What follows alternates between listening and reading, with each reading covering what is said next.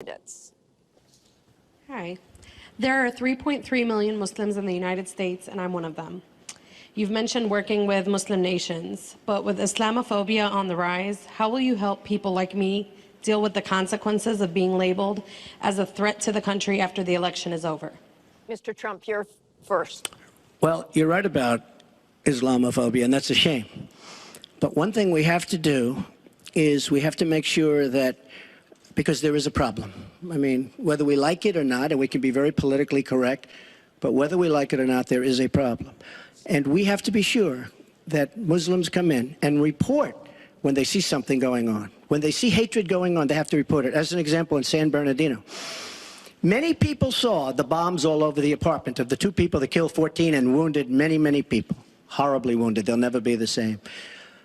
Muslims have to report the problems when they see them.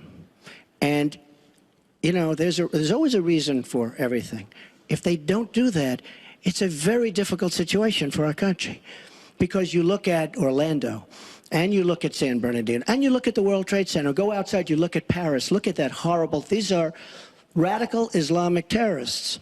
And she won't even mention the word, and nor will President Obama. He won't use the term radical Islamic terrorism. Now, to solve a problem, you have to be able to state what the problem is, or at least say the name.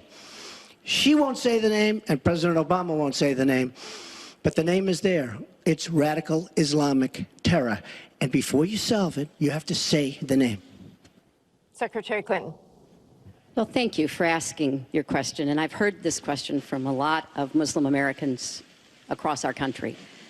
Because, unfortunately, there's been a lot of very divisive, dark things said about Muslims. And even someone like Captain Khan, the young man who sacrificed himself defending our country in the United States Army, has been subject to attack by Donald.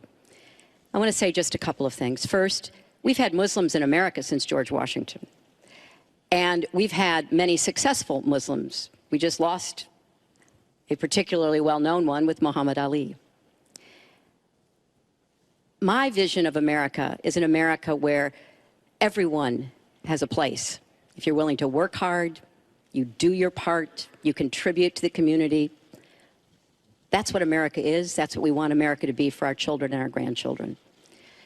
It's also very short-sighted and even dangerous to be engaging in the kind of demagogic rhetoric that Donald has about Muslims. We need American Muslims to be part of our eyes and ears on our front lines. I've worked with a lot of different Muslim groups around America. I've met with a lot of them, and I've heard how important it is for them to feel that they are wanted and included and part of our country, part of our homeland security, and that's what I want to see. It's also important, I intend to defeat ISIS, to do so in a coalition with majority Muslim nations. Right now, a lot of those nations are hearing what Donald says and wondering, why should we cooperate with the Americans? And this is a gift to ISIS and the terrorists, violent jihadist terrorists. We are not at war with Islam. And it is a mistake, and it plays into the hands of the terrorists to act as though we are. So I want a country where citizens like you and your family are just as welcome as anyone else. Thank you, Secretary Clinton. Mr. Trump, in December, you said this: Donald J. Trump is calling for a total and complete shutdown of Muslims entering the United States until our country's representatives can figure out what the hell is going on. We have no choice. We have no choice. Your running mate said this week that the Muslim ban is no longer your position. Is that correct? And if it is, was it a mistake to have a religious test? First of all, Captain Khan is an American hero. And if I were president at that time, he would be alive today. Because unlike her, who voted for the war without knowing what she was doing, I would not have had our people in Iraq. Iraq was a disaster. So he would have been alive today. The Muslim ban is something that, in some form, has morphed into an extreme vetting from certain areas of the world. Hillary Clinton wants to allow And why did it morph into that? No, did you? No, answer the question. Why do you still believe? Her? You I interrupt do. me all the time. Why don't you Would interrupt you her? please explain whether or not the Muslim ban still stands? It's called extreme vetting. We are going to areas like Syria where they're coming in by the tens of thousands because of Barack Obama, and Hillary Clinton wants to allow a 550% increase over Obama. People are coming into our country like we have no idea who they are, where they're from, what their feelings about our country is, and she wants 550% more. This is going to be the great Trojan horse of all time.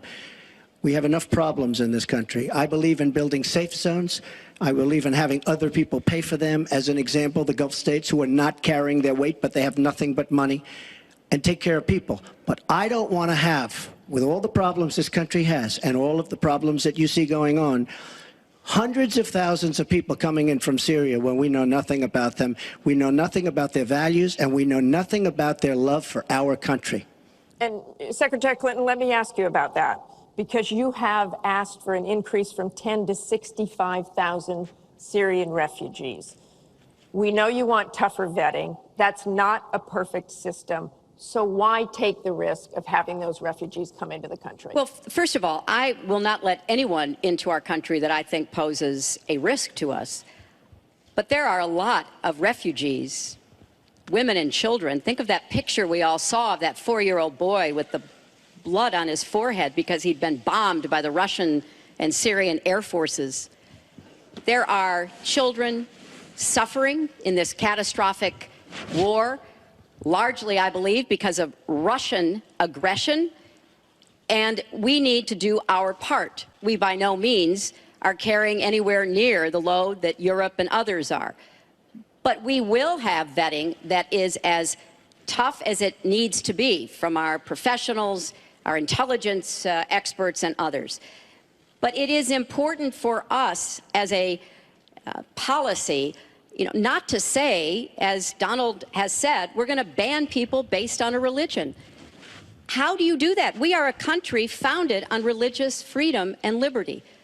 How do we do what he has advocated without causing great distress within our own country? Are we going to have religious tests when people fly into our country? And how do we expect to be able to implement those? So I thought that what he said was extremely unwise and even dangerous. And indeed, you can look at the propaganda on a lot of the terrorist sites, and what Donald Trump says about Muslims is used to recruit fighters because they want to create a war between us. And the final thing I would say, this is the 10th or 12th time that he's denied being for the war in Iraq. We have it on tape. The entire press corps has looked at it. It's been debunked, but it never stops him from saying whatever he wants to say. Has not been debunked.